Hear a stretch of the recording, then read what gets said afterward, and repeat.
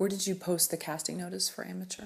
So we actually had a casting director, Matthew Wolf, and a casting associate, Celia Au, on this short. And I'm used to doing casting myself and posting it on, Backstage and Actors Access. And but one of the things when we were trying to get this short made quickly, and I think as soon as you're, trying to compress a timeline, the best thing you can do is let other people do their job.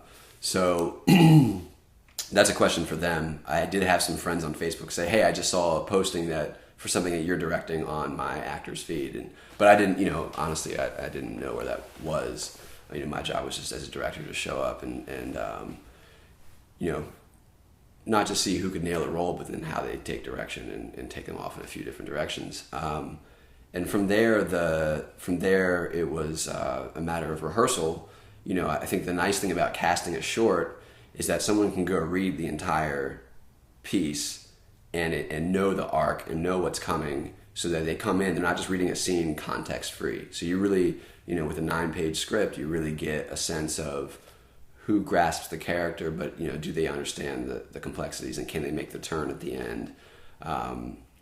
So that was nice to be able to have that and have actors come in and just completely get the performance and get the character.